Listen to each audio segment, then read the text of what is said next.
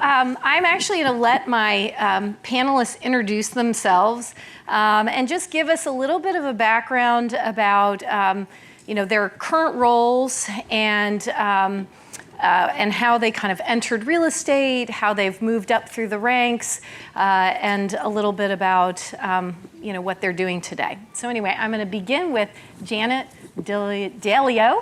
Close. Is it close? I've been practicing it wrong the whole day. So it's Jeanette Thalia, but that's Thalia. There you go. With JPI, or excuse me, with J. Paul. Right. My name's Jeanette Thalia. I'm the Chief Operating Officer of J. Paul Company. We are a large commercial developer in Northern California. We have about 15 million square feet in our portfolio, primarily Silicon Valley based.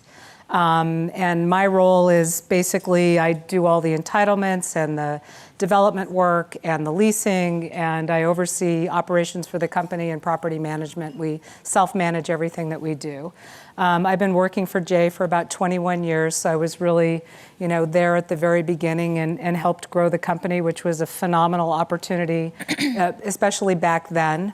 I was in one of the very early classes of the MRED program. I graduated in 1989. I think there was actually 3 women in my class at that time. So, we were very much outnumbered by the gentlemen. And so, but I really felt like the program was a platform for me to move forward and kind of hone my skills. Before then, I had been in accounting and had done some property management, and I really felt like it was a good way for me to get a little bit more confidence because I was very interested in real estate development, and it provided a platform. So that's a little bit about my history. Great, thanks. And now I'm going to turn it over. We're not going to be very ceremonious about this, but Lindsey, if you want to tell us a little bit about your background and what you're doing. Yeah, I did the MRED 2018, so just a couple years ago. I'm now at Tishman Speyer as an associate, acquisitions development. We do Class A office globally, 50 billion under management. And I just started here 3 months ago, actually. So before that, I was working at a small multifamily infill developer in the South Bay. And before MRED, I was an architect. And so didn't really know what real estate was. Got into architecture. I thought they did everything. And then I realized they're just a small slice. So I came to the MRED to kind of build out my financial underwriting and pretty much everything else that was missing for real estate. Great. Yeah. And next up, we have Melissa Delgado. She's with CityView. If you want to go ahead and... Certainly. Hi. So I'm Melissa Delgado with CityView. CityView is an investment management and development firm. We have $2 billion in assets under management, all multifamily mixed use, mostly focused in California. I run our asset management and property management, which we just launched our property management division January 1st. So it's been quite exciting. I came to USC for my bachelor's, graduated in 2012, and have been in real estate since, but I have a little bit of a different kind of path. I started out actually investment banking before I came to USC, so it was a nice kind of start for me to get my feet wet in the finance side, and now been focused mostly on real estate, multifamily. Great, thank you. And now wrapping up with us, Rosie Cooper, and she is with JPI. Thank you, Rosie. Thank you very much. So I am the regional managing partner for JPI. We are a multifamily development company. Last year, we were the number 8 largest developer in the nation, according to National Multifamily Housing. And that's spread across 2 regions, our region here in the West and then in Dallas. So I'm responsible for about 50% of our development for our company. I came to USC when I was in the military. I went to the Air Force Academy, studied engineering, and then I was fortunate enough to be stationed here in LA, and I worked on a large construction project. It was a real estate deal that we did with Catellus and Prologis. I was a little bit bored because at the military academy we're very regimented, and I was so busy. So I came over here and to the engineering department. I did a construction engineering degree. I met all the real estate guys in the MRED program, and I said, wait, so those guys are going to tell me what to do, and they're going to make more money than me? I'm going to go learn what real estate development is all about. So I was fortunate enough to be able to continue to be stationed at LA Air Force Base and get my MRED, which was a complete blessing. I didn't know what an IRR was. I didn't know what a return on cost was before I started the MRED program. So I'm very thankful for what USC was able to teach me. My first job out of the military was with JPI. The economy turned. That was in 2006, 2008. I lost my job, like very many other of my counterparts. Kind of bumped around. I worked for a REIT for a while. I did some work with Homeland Security, and then I got back to JPI about 4 years ago, and then I've held the managing partner position for about a year and a half, and I enjoy 95% of my days in the office, which I'm very, very thankful for. That's great. So I have just a fun list of questions. I'm just going to start throwing some out, but again, we can kind of digress into other topics. But just to kind of get us kicked off, I thought I would start with you, Lindsey, if that's okay. But you know, since you've kind of made a recent transition, you know, as you've gotten started with your career and making that move from kind of architecture and all that, are there things that you now wish that you had known going in to kind of this first job, or things that you found to be particularly important or useful, as we have many undergrads and people that are starting out in their careers? Yeah. So I think this is just a complaint on the architecture industry, but I think they're like woefully bad at training people to be good employees. There's not like I think USC has a heavy emphasis on professional maturity. But I think that was my biggest miss when I first started out, was just good communication and like dealing with my counterparts and working in the day-to-day of that. And so I think the MRED was really important for me for developing out those soft skills, but then also alternatively, the underwriting is so crucial. And I think that's like your way in to these firms. And it's your biggest asset. So Argus, Excel, that's kind of like the language, but then also being able to like communicate that, articulate what you're finding with your coworkers is also super key. Yeah. Melissa, I see you nodding a lot. Would you like? Yeah, I agree. I think communication is a big, it's a big point. And I think especially for women, we're not always as vocal as our male counterparts. And I think it's really important to not be apologetic and be forward, and really have a voice. And so I think just honing in on just communication and your communication skills and being more proactive instead of reactive. So kind of similar lines, Janette, you're obviously at a very high level in your career and have been at it for a while. As you've kind of grown professionally, what skills have you found that you have kind of really were critical kind of at the beginning, but then as you've evolved, what knowledge has been very valuable, and even now where you sit professionally, Right. Are there things that you still feel like, oh, I really would like to learn more about this or see the future going? Yeah, for me, I think what really helped me along the way was really understanding the fundamentals, and not just necessarily on the finance side, but also just understanding the ins and outs of all the mechanics of managing and developing real estate, because it's given me a perspective that I don't think I would normally have if I was just pigeonholing myself into one discipline. So I really strived to kind of learn a lot about all the different disciplines so that I could be a more effective lease negotiator, so that I could be a more effective, project designer, so that I could communicate across different platforms to different people and speak their language. And I thought that was really important, and I still do. I think probably the thing that I struggle with the most now is being an effective delegator, and it's kind of the converse of what I was doing before, because I love the details so much. I love diving into the design so much. I'm an architecture junkie, and I'm a little nerdy, on certain other things, and just being able to step back a little bit and learn how to effectively negotiate, to delegate is something that I'm personally working on as my company grows. And I think that's, if I had thought about that more along the way, it would be easier for me now. But yeah, exactly. So.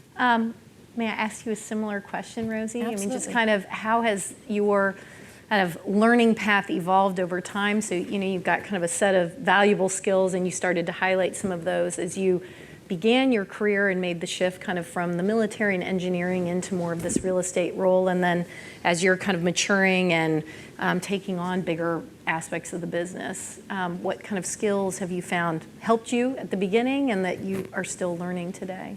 Yeah, so skills that helped me at the beginning, I'm a why person, so I always want to know why are we doing something. So similar to what Janet said, that curiosity really helped me move up the ranks because I understood I had a curiosity to go seek out, like, why is the asset management team always asking me this one question? And if I can understand what my counterparts are doing, it helps me execute my job better.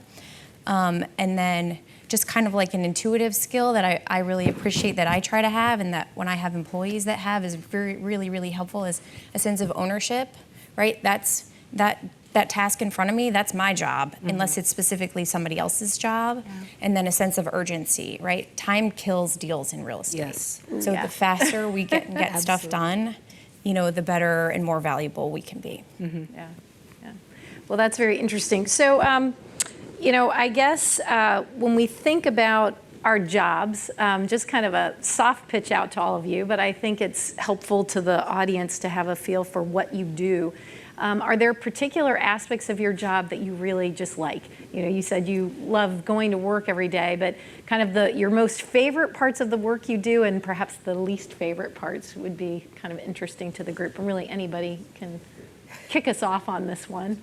Okay, so I can start on that one. As I mentioned, I love design, so that's the part of my job that I really love, because I get to touch and feel, and in real estate development, you get to create something, and I love that. I love that about real estate development. And every project that I'm involved in, gets better and better because I'm learning lessons and I'm bringing together new teams, and we get to, glean all the goodies that we did before.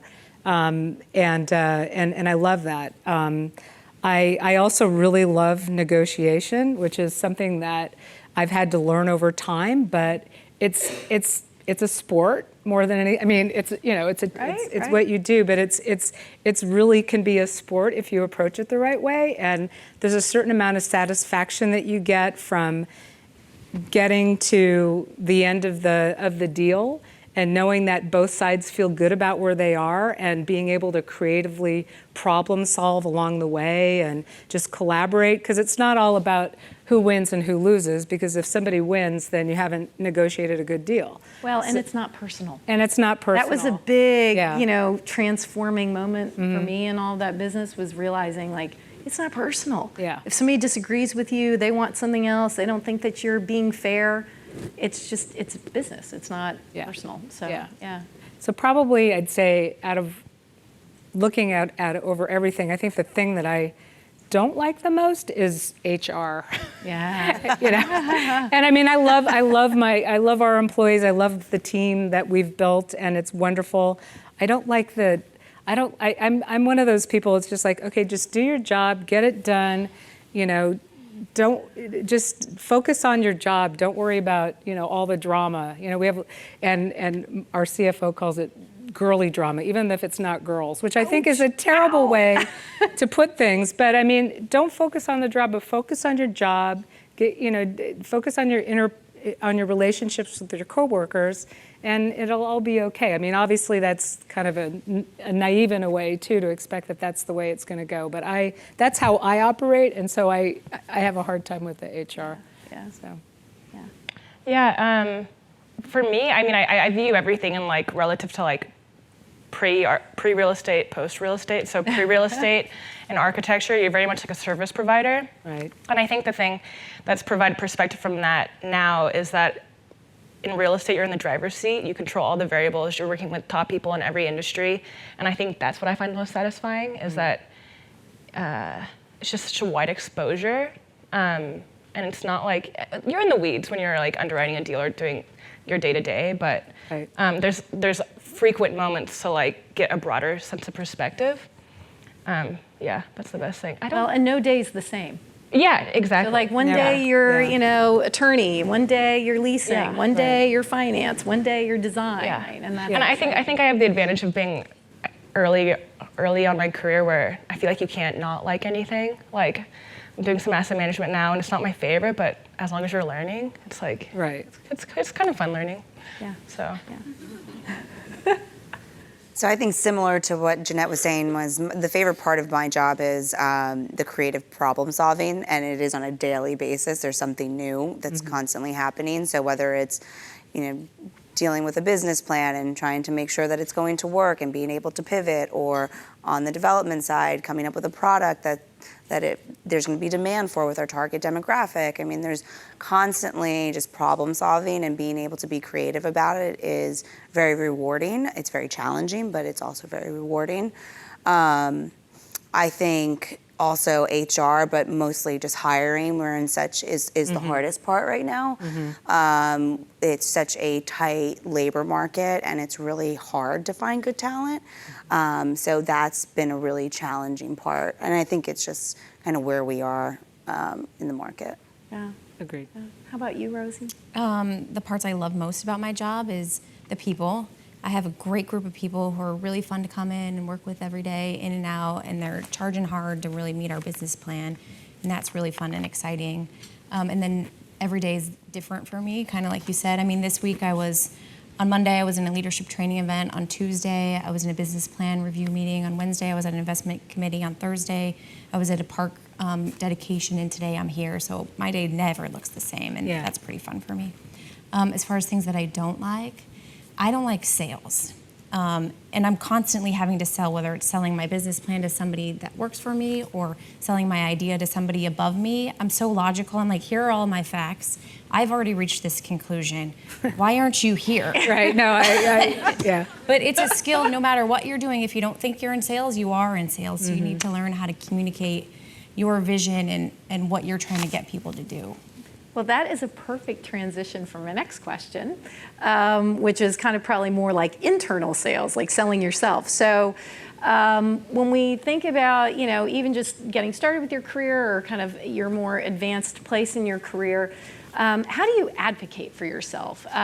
Or, in more senior positions, what are some traits that you've seen some of your more junior people use to advocate for themselves, whether it's in terms of promotions or raises or getting on a project that they want, or taking on a particular role?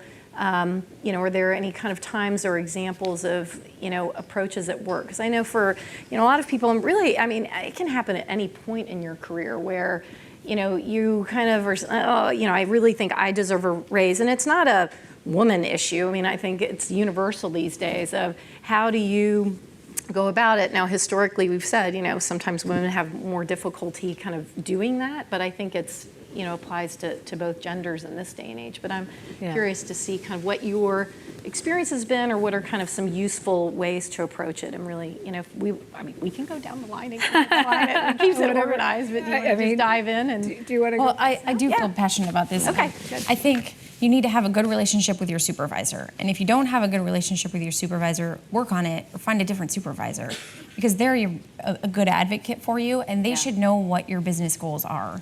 Even if it's, I'm gonna go to night school and become a chef, let them know that so that they can plan, in a year and a half when you're done at chef school and you're gonna go become a chef. So the guys that have worked for me, and women that have done very well, have communicated their goals with me. And then when I have a special project, I know, so for instance, an individual works for me right now, his name is Aaron. And I know that he's he's a hard charger. And I have a position coming up in Land Ac. And because I've talked to him over the last year and a half, I knew that he had a goal to be in Land Ac. He didn't wait for me to sit and come to him and say, hey, do you want this pretty job?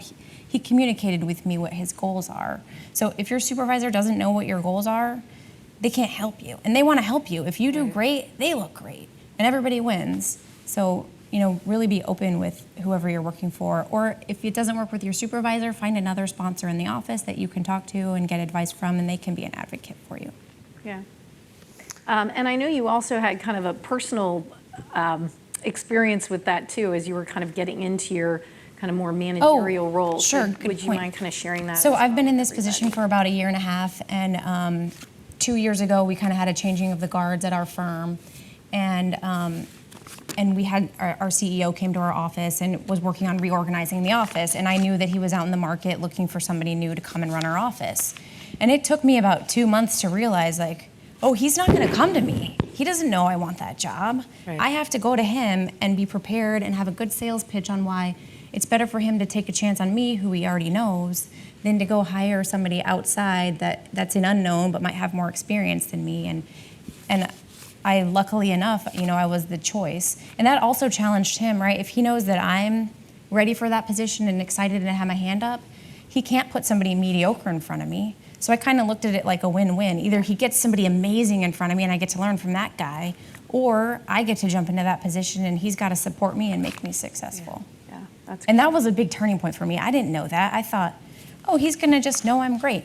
Yeah. And he can come ask me.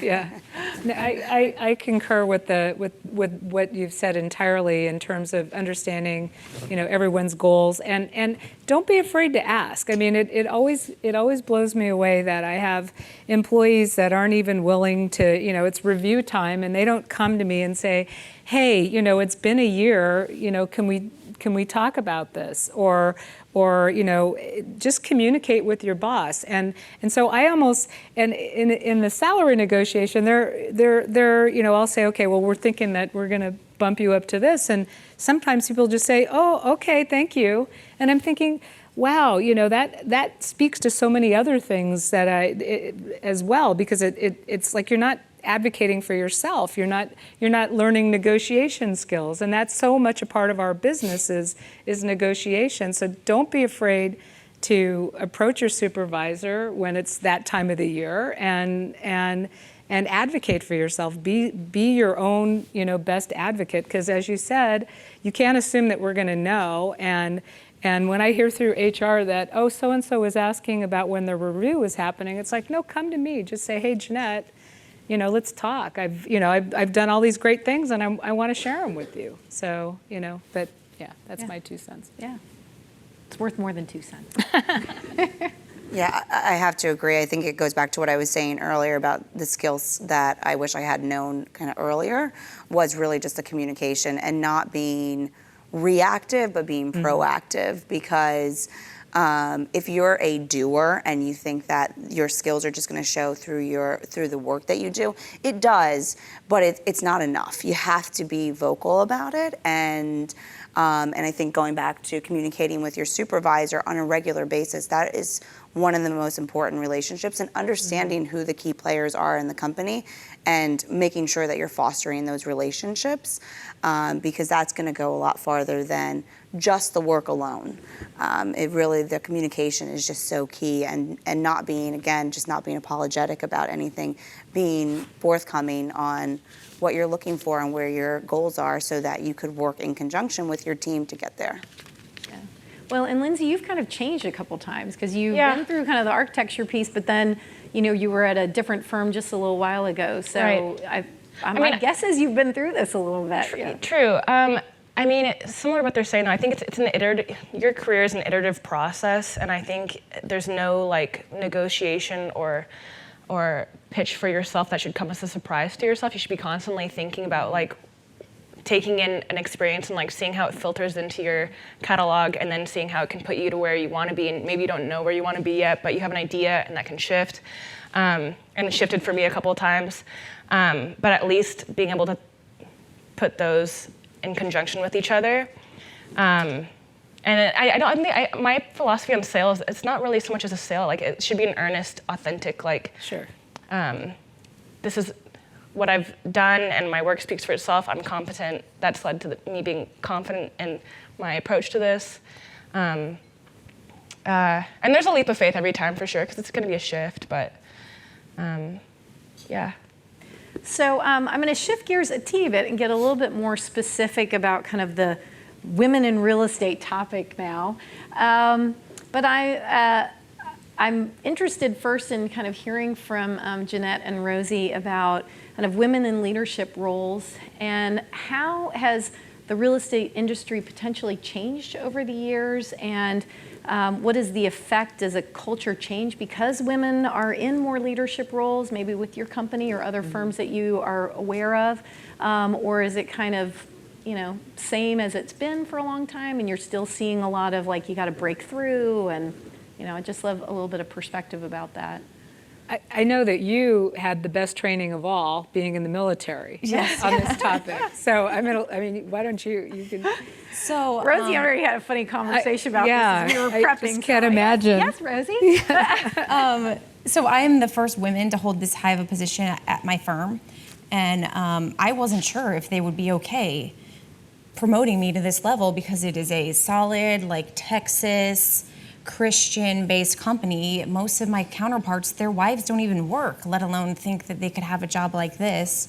So I think that we are making strides, certainly probably much different than when you entered the workforce. I think we still have a long way to go. I think the story I told you was, when I walk into like a conference, a regular conference, a real estate conference, and even worse, if I walk into an equity conference, holy smokes. Yeah. All I see is men in blue blazers. And I've started taking pictures of that, and I send them to my girlfriends because it's crazy. I mean, we still have so much farther to go as far as women entering the workforce. But I do think there is something about having a woman in a leadership role, whether it's a director level or a VP level, that just probably encourages more women to come work for you. And the more diverse, whether it's gender diversity or ethnic diversity, the more diverse your company is, statistics say you actually do perform better. So I think the higher women make it up, the more attracted more women are going to be to our industry, and it will just hopefully foster greater diversity. Yeah, I agree. And I guess I was fortunate because the guy that I went to work for didn't really care that I was a woman. And so but I share that same thing still today. I'm usually in a lot of the high level meetings, I'm the only woman in the room. And it's on the one hand, it's like, oh, okay, not a big deal. But on the other hand, it's a big deal. And so within my company, I feel very fortunate that I've been able to promote the interest of women and make it a lot easier for women to work in our firm by having some, family-friendly, more flexible policies, but and encouraging people to really step up and not be afraid to step up. And I think that that's been very helpful. Most of my development team who manage these big, development and construction projects are women. Our director of capital markets, who is also a USC graduate, is a woman. And, most of our property management team are women, and they were, and our director of property management is a woman. And I think I was lucky because we just were able to just pick the right people for the job as opposed to having. Happened organically. Yeah, it happened organically, but and I think that is a good thing. And I was lucky that I was able to kind of push that forward, but we still have a long way to go. And you're right, when you're in these, more finance-oriented meetings and dealing with the investment community, it's usually a bunch of guys. And but you just have to, just hold your own and keep at it. Just keep at it. Melissa, Lindsey, so as you guys are kind of moving your way through, have you seen different shifts, or is there kind of a male-dominant culture where you are, or is it pretty mixed and open? What's kind of been your experience so far? I'm fortunate enough to be with a company that there is a good blend of men and women on the senior team. So there's 3 women on our senior team, including myself, amongst about 8 of us. So there's still obviously room for more growth in those positions, but I think we are seeing, just in general in the industry, more women moving into C-level positions, and that's just opening the doors for women to progress into those positions. Yeah. So overall, even in our company, I mean, we have several women, especially in the property management side, but we're seeing just more women, I think, on the investment side, which is helping.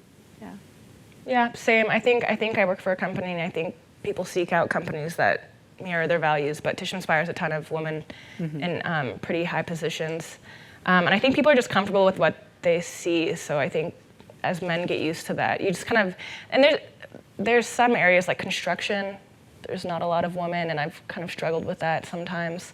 But then I think you just have to be like competent, and show them that it's okay, and then they'll get used to it, and then they start seeing more women, and I think it's a slow process, but I think I take for granted, though.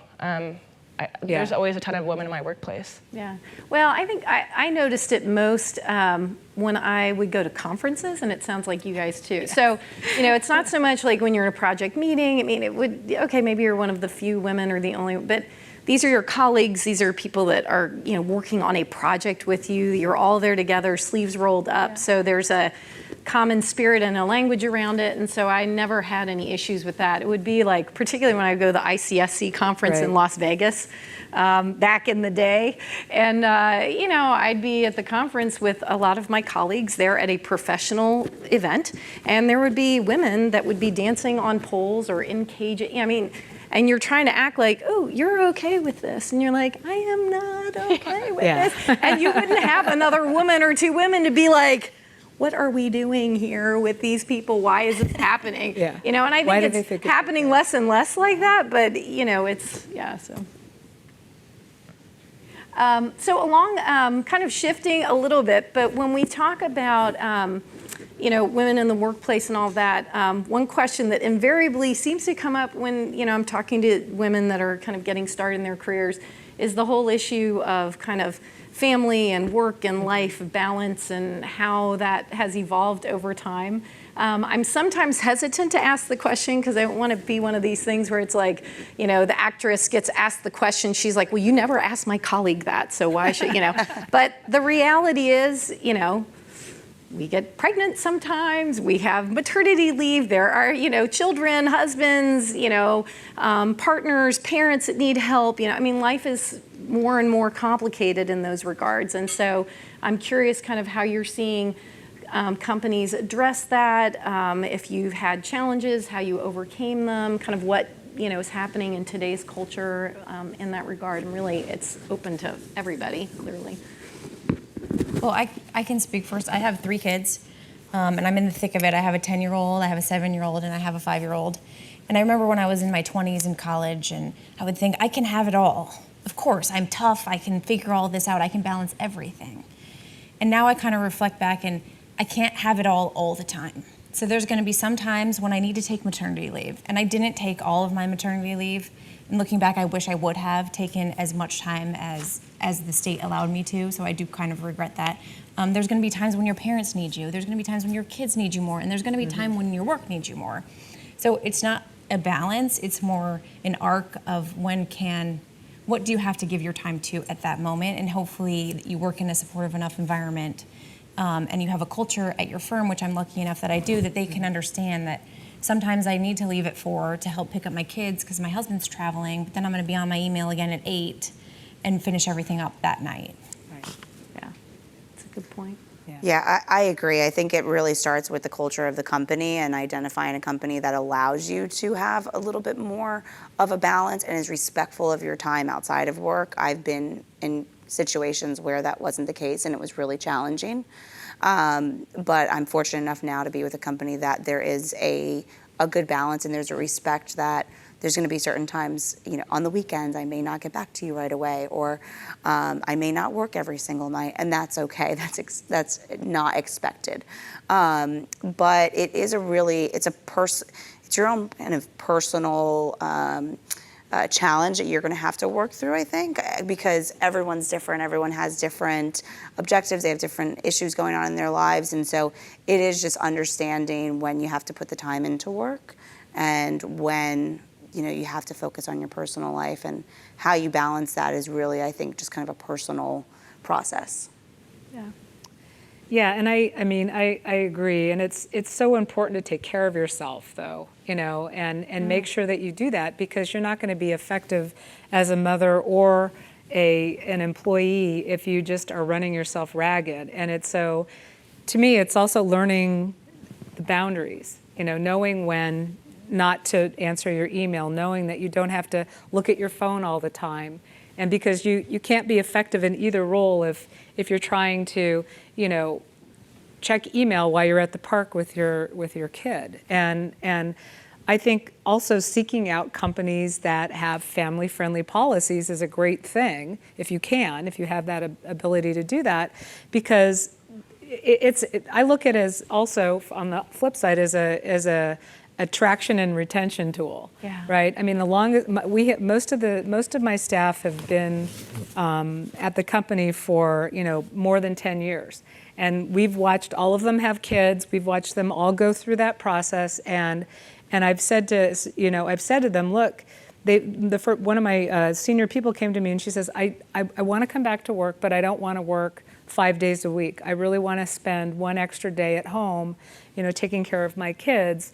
Is there some way that we could figure out how to do that? And I trust her, and we've made it work. And because of that, other women and other parents actually in the company are taking advantage of that as well. And the attitude is, as long as you're getting your job done and you're doing what you need to do to take care of your responsibilities, I find that they're better employees because they have that work-life balance. And when they're at work, they're not feeling like they're slighting their kids.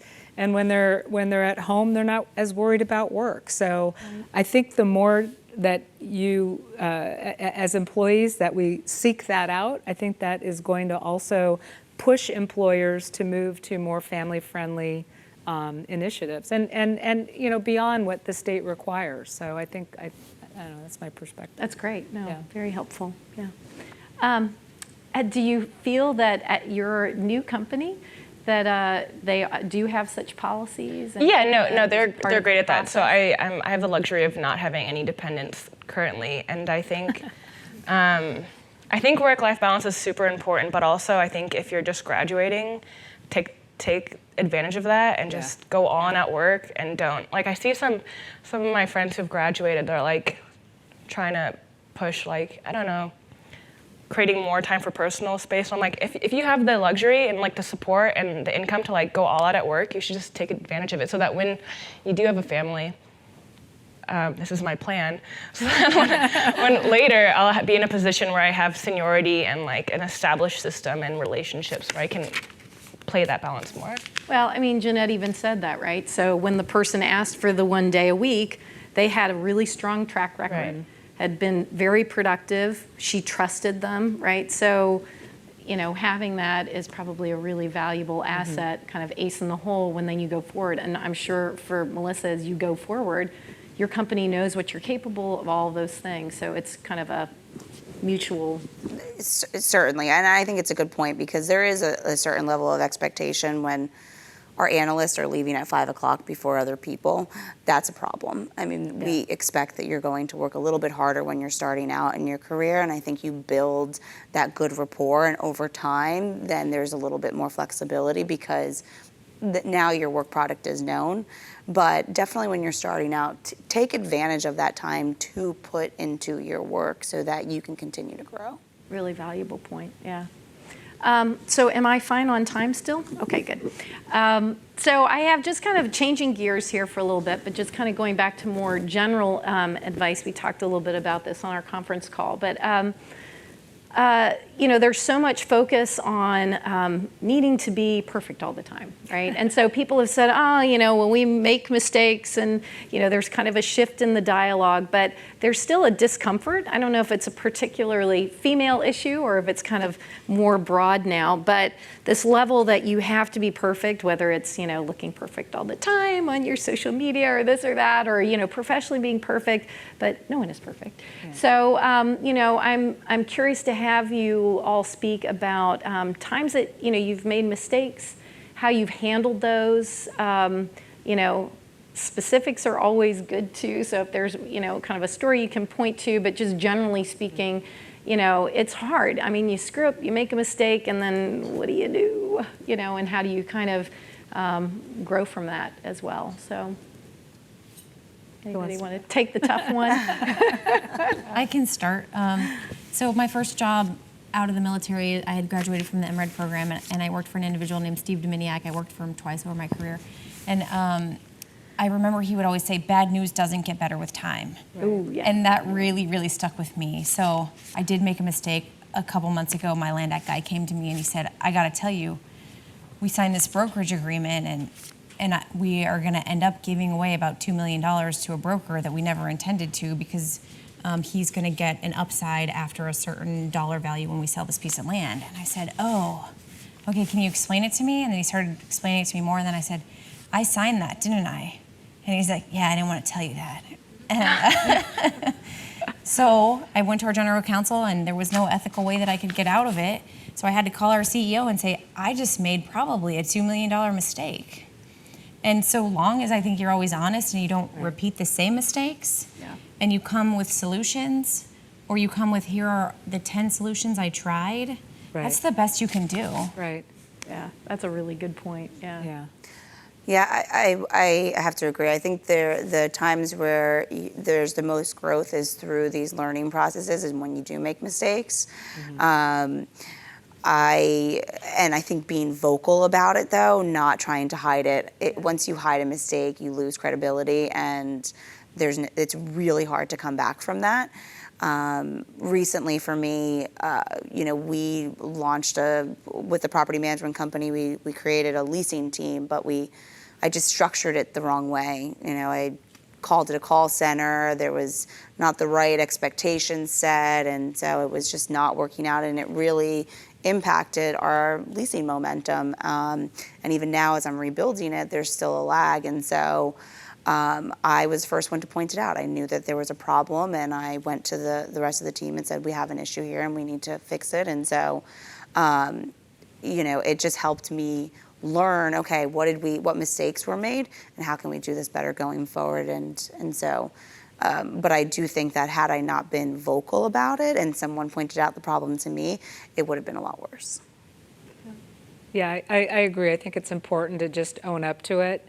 And what I found too is obviously, I've been around for a while, so I've made a lot of mistakes. But and my employees make mistakes too. And what I say to them is, I ask them, okay, you've made the mistake.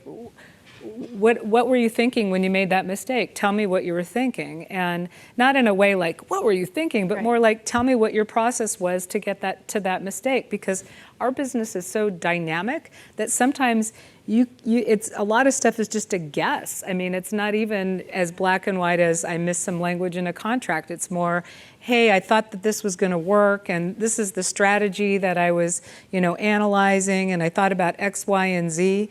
And as long as I feel that that I know that they've thought it out, and I have the same experience. My boss does the same thing with me. As long as I can justify what I've said and had some rational reason for doing it, and I wasn't just being lazy or flip. I mean, you learn from it, and you just have to figure out how to move on. And I think that that's really important. We're getting the 5-minute sign. Oh, we are? Okay. and not blaming other people. Not too. blaming it. Yeah, it's own a really up to important one. You need to own it and take if responsibility. it was someone who worked kind of on your team in a maybe more junior position that maybe didn't, give you everything, or that, they had an issue and you missed it, didn't see the, return looked funny or what, and you kind of moved it on, like owning it is really a valuable part of that too. But I love Rosie's comment.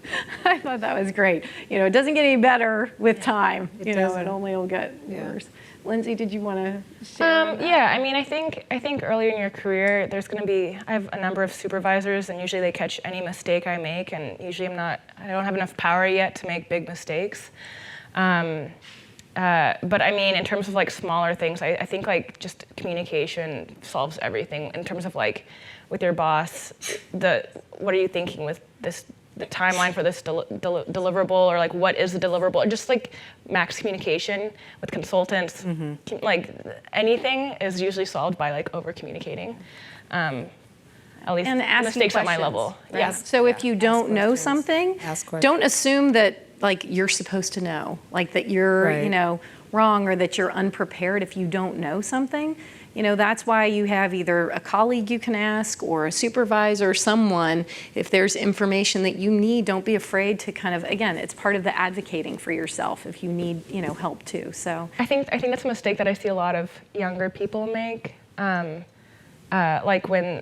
they're tasked with something, they'll want to seem competent and then sit on it for a while. And that's part of the professional maturity, but to be able to ask questions while you're getting the brief, instead of just waiting and wondering what to do. I wholeheartedly agree with that. Ask as many questions as you can. There's no stupid question.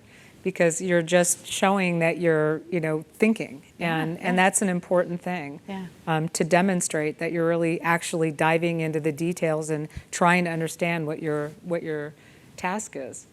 My question is, everybody highlights about being prepared in an interview, and when you're just starting in a, just graduating, going to interviews, you want to put your, you don't have the experience, so you want to put your best foot forward. And you guys were talking about, your workplace environment. What would be one of the, tips you would give to interviewers what questions should they ask the company of how that company environment is right for them? Like, how does the interviewer know that I'm interviewing for this position, but is this culture and this office environment right for me? So I think one important thing to do is to make sure that there's consistency. So ask the question, what is the culture like? And typically you're going to be interviewed by multiple people. And if you see that there's consistency in the response, that's a pretty good indication of what the culture is like. And just ask the questions that you are concerned about or you want more information about. That's the best way you're going to get the information. And sometimes you'll get generic answers, but that's why asking the question to multiple interviewers, or you'll be able to then get that information, I think, more consistently. Yeah, I agree, and it's okay to share your concerns, too, when you're interviewing. I mean, if something strikes you like, oh, I'm not sure about that, just ask about it. It's better that you ask and know about it in advance, so that we know what your expectations are and you know what our expectations are. It's all about that communicating and understanding. Well, and maybe asking questions in the positive. So, what is your favorite thing about the company that you're working for? Right. And so you'll learn a lot because they'll talk about kind of their favorite thing, which, leads you to some ideas about the culture or like what attracted you to this firm. That can help too, kind of get those questions, but in a positive light too. So, yeah. Anybody else have tips? You just went through the interviewing process a couple months ago.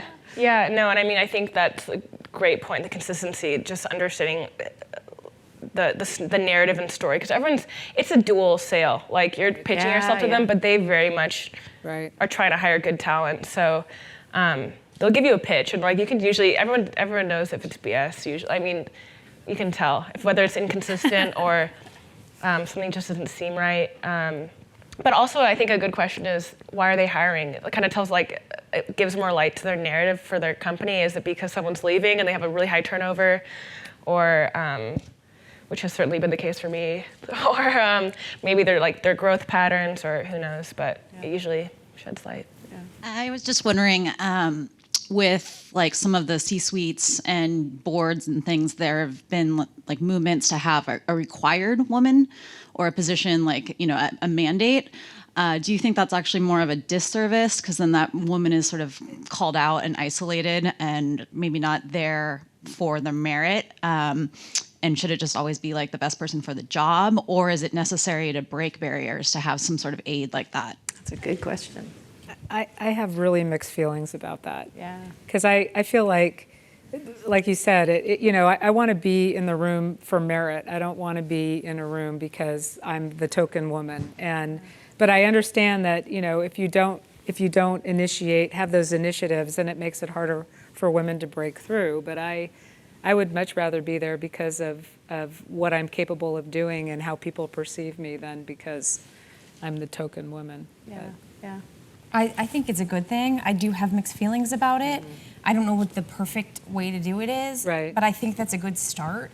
I mean, we've had a couple C-level positions come open at my firm, and I've asked a couple times, will you guys just interview a woman? Just interview a woman. And they say, we'll interview anyone that comes to us. And I'm like, well, you guys are all middle-aged men. You're only going to attract middle-aged men. And if a woman doesn't get the opportunity, then how is she ever going to sit there? Yeah. So if that's the way that it has to happen, I'm okay with that. Let's see how it works out.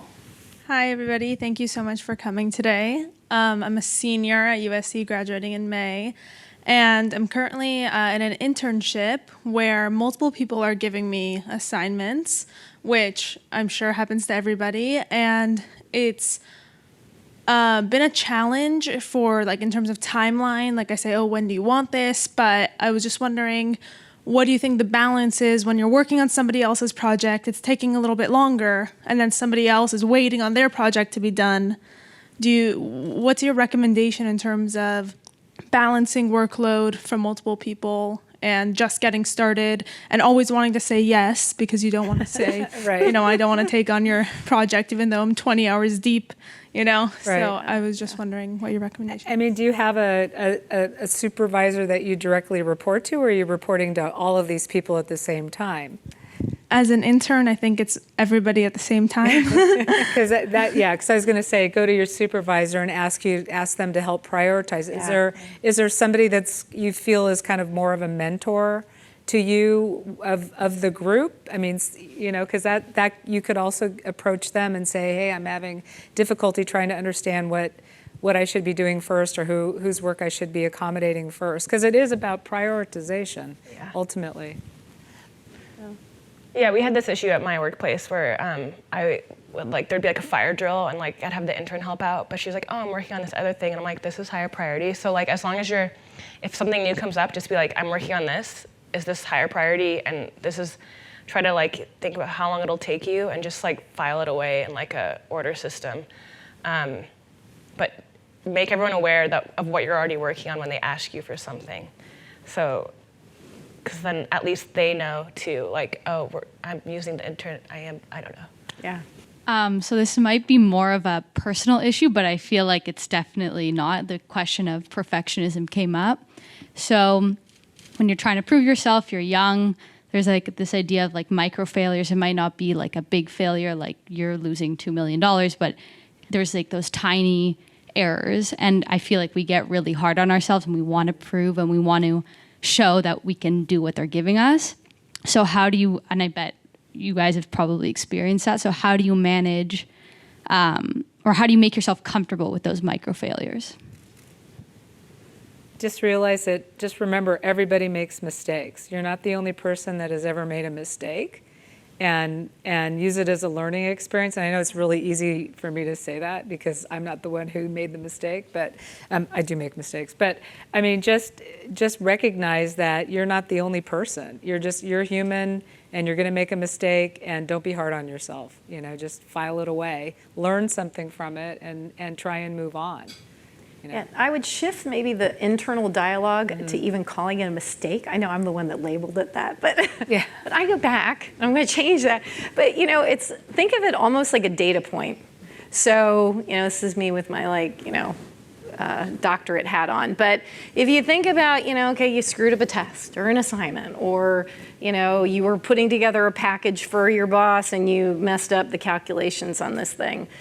If you think of it as a data point of, ooh, okay, that's something I need to work on, and what would I do next time, as we mentioned, using these as kind of learning opportunities, then they really become that.